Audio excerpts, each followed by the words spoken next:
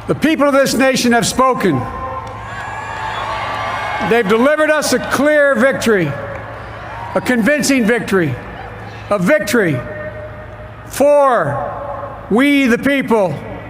We've won with the most votes ever cast on a presidential ticket in the history of the nation. 74 million.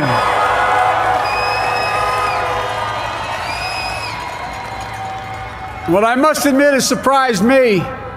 Tonight, we're seeing all over this nation, all cities and all parts of the country, indeed across the world, an outpouring of joy, of hope, renewed faith in tomorrow, bring a better day. And I'm humbled by the trust and confidence you've placed in me. I pledge to be a president who seeks not to divide, but unify. Who doesn't see red states and blue states, only sees the United States. And work with all my heart, with the confidence of the whole people, to win the confidence of all of you. And for that is what America, I believe, is about. It's about people. And that's what our administration will be all about. I sought this office to restore the soul of America, to rebuild the backbone of this nation, the middle class, and to make America respected around the world again, and to unite us here at home. It's the honor of my lifetime that so many millions of Americans have voted for that vision. And now, the work of making that vision is real. It's a task, the task of our time. Folks, as I said many times before, I'm Jill's husband. And I would not be here without her love and tireless support of Jill and my son Hunter and Ashley, my daughter, and all our grandchildren and their spouses and all our family. They're my heart. Jill's a mom, a military mom, an educator, and she has dedicated her life to education. But teaching isn't just what she does, it's who she is. For American educators, this is a great day for y'all. You're going to have one of your own in the White House. And Jill's going to make a great First Lady. I'm so proud of her.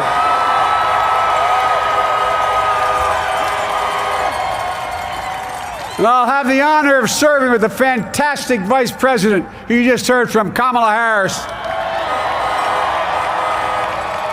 who makes history as the first woman, first black woman, the first woman from South Asian descent, the first daughter of an immigrant ever elected in this country. Don't tell me it's not possible in the United States. It's long overdue. And we're reminded tonight of those who fought so hard for so many years to make this happen. But once again, America's bent the arc of the moral universe more toward justice. Kamala, Doug, like it or not, your family, you become an honorary Biden. There's no way out. To all those of you who volunteered and worked the polls in the middle of this pandemic, local elected officials, you deserve a special thanks from the entire nation. And to my campaign team and all the volunteers and all who gave so much of themselves to make this moment possible, I owe you. I owe you. I owe you everything. And to all those who supported us, I'm proud of the campaign we built and ran. I'm proud of the coalition we put together, the broadest and most diverse coalition in history. Democrats, Republicans, independents, progressives, moderates, conservatives, young, old, urban, suburban, rural, gay, straight, transgender, white, Latino, Asian, Native American. I mean it, especially for those moments, and especially for those moments when this campaign was at its lowest ebb. The African American community stood up again for me. You've always had my back, and I'll have yours. I said at the outset, I wanted to represent this campaign to represent and look like America. We've done that. Now that's what I want the administration to look like and act like. For all those of you who voted for President Trump, I understand the disappointment tonight. I've lost a couple times myself, but now let's give each other a chance.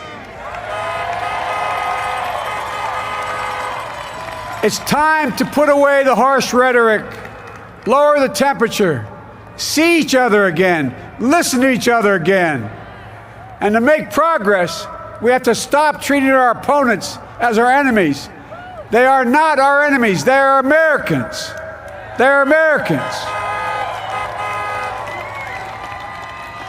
The Bible tells us to everything there is a season, a time to build, a time to reap and a time to sow, and a time to heal.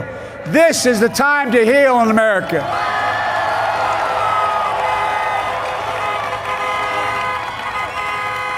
Now this campaign is over.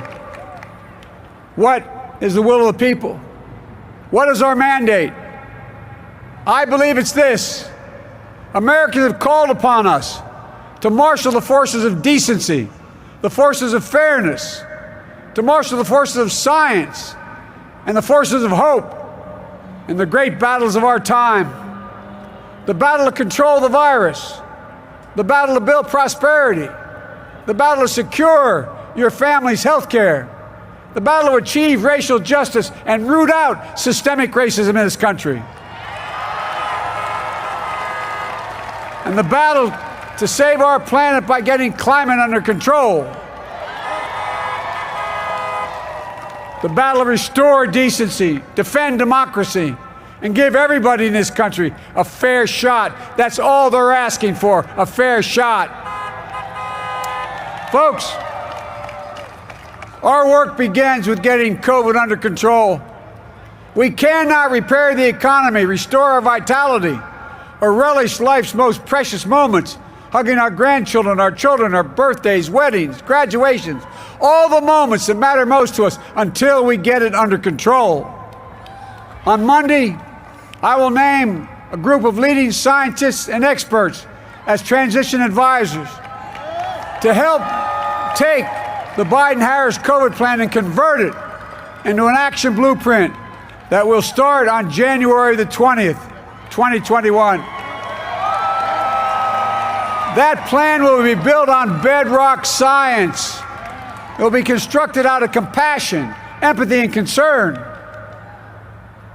I will spare no effort, none, or any commitment to turn around this pandemic. Folks, I'm a proud Democrat, but I will govern as an American president. I'll work as hard for those who didn't vote for me as those who did. Let this grim era of demonization in America begin to end here and now. The refusal of Democrats and Republicans to cooperate with one another, it's not some mysterious force beyond our control. It's a decision, a choice we make. And if we can decide not to cooperate, then we can decide to cooperate. And I believe that this is part of the mandate given to us from the American people. They want us to cooperate in their interest. And that's the choice I'll make. And I'll call on Congress, Democrats and Republicans alike, to make that choice with me. The American story is about slow yet steadily widening the opportunities in America. And make no mistake, too many dreams have been deferred for too long.